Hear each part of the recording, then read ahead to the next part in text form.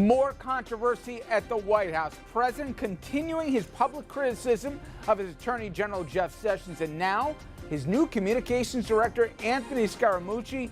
He's going after the Chief of Staff, Reince Priebus. Never a dull moment.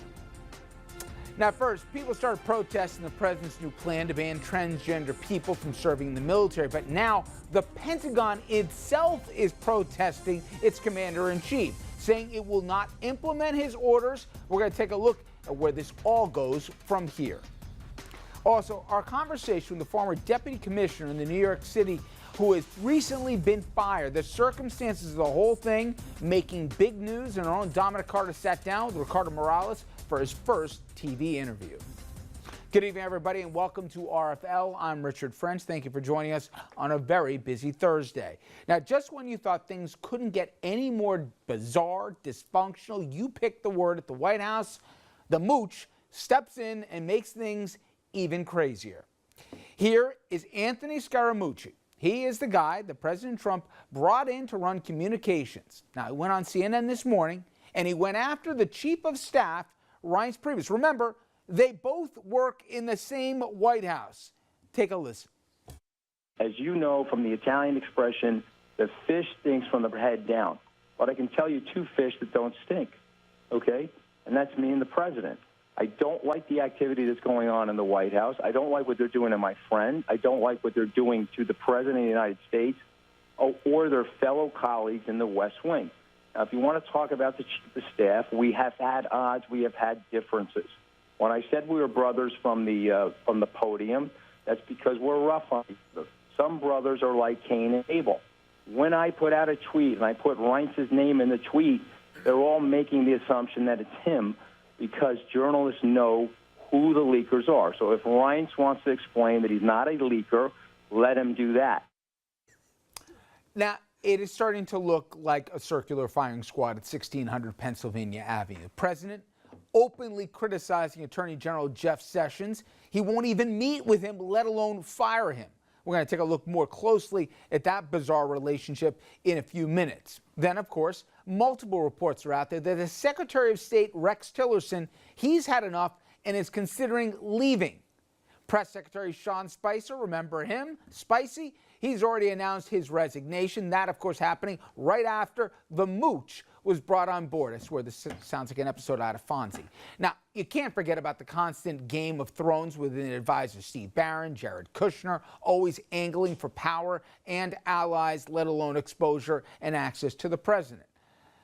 Let us attempt to unpack this, and let's bring in our panel to help us with that. Richard Brodsky, former Democratic New York State Assemblyman, now senior fellow Demos professor at NYU. Dominic Carter, political journalist and author, whose interview we have coming up in just a little bit. Bill O'Reilly, former Republican strategist, now a member of the Conservative Party. And Andrew Whitman, our senior political correspondent. Okay. I strongly suggest, and Andrew turned me on to this when this just came out, you read The New Yorker, specifically Ryan Liz's article. I can't say the things on TV, I can't say a tenth of the things on TV that Mr. Scaramucci called Ryan Lizza to vent last night about basically the entire White House, with the exception of the boss, the man he loves and told us 18 times in his introductory press conference, the President of the United States, Donald Trump. Now, there you see the self-titled Mr. Mooch. He went after everybody in NC-17 language.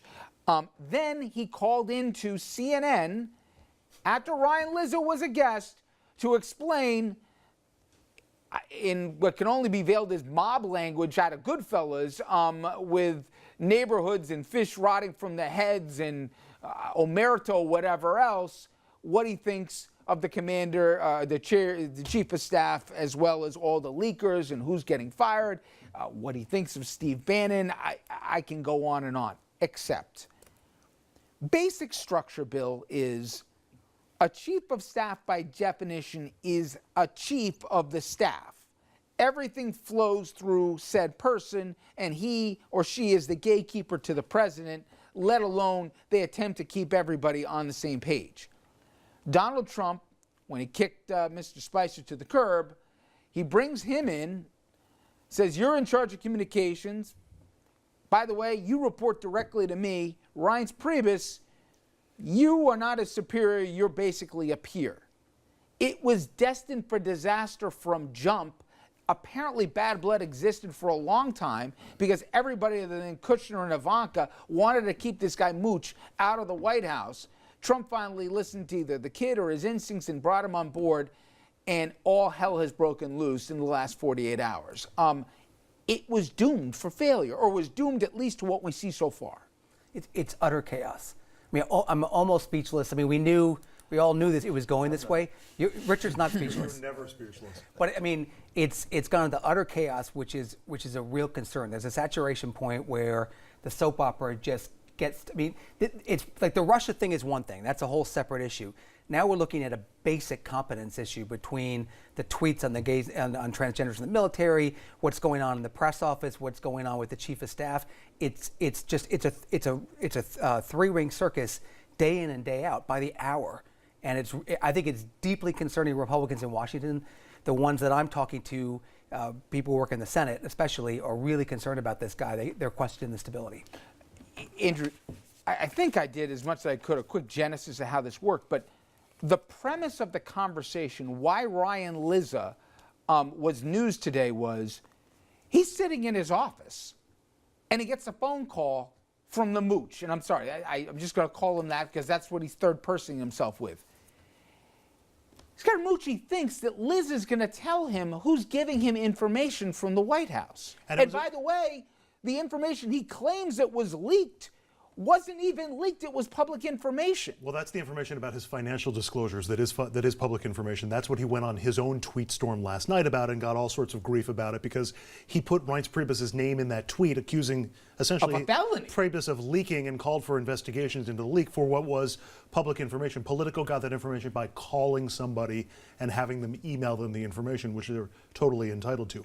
Liz's information was about who Mooch was having dinner with last night.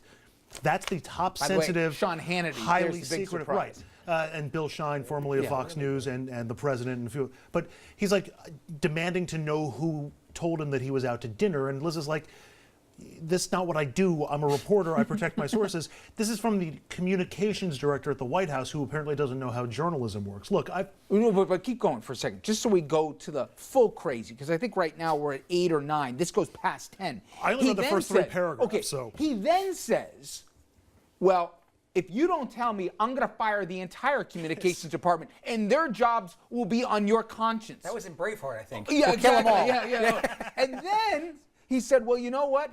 I'll find out anyway because I have digital fingerprints that the FBI is giving me and lie detectors. And then Liz at that point goes, excuse me, goes, oh, never mind. We're in Dr. Strangelove here. I mean, Dominic, everybody agreed. Listen, what's the biggest problem that the president has? Among the problems beyond Russia was message discipline, stop the tweeting in the dead of night. It's not helping you. So you're bringing on a guy whose first message to the audience when he was doing his Shecky Green routine was, by the way, let Trump be Trump. And he talks about him almost like he deifies him with his 3-foot putts and his nailing free throws and throwing spirals through tire hoops. I'm literally not making any of this up. That was his introductory comments. He wants him to do more of it, and now he's doing it too. This is crazy. Well, Richard, I explain this one. The best way I can explain it is, I bet America misses Obama now. I don't know, Dominic, but I bet Obama is not that bad now. Or W. Or W, or even W for that matter. Richard, something has to give. Congress has to step in. See, we're all joking and laughing, but imagine how we're looking throughout the world. Something has to give. This has to stop. The sad part about this, if the president did not want this to happen, any president, it would not happen. He, meaning Mr. Trump, is engaging in a full-scale apprentice TV show in the White House. To echo Dominic's point, during the interview this morning on CNN, think about that one, where Scaramucci's calling in for a half an hour.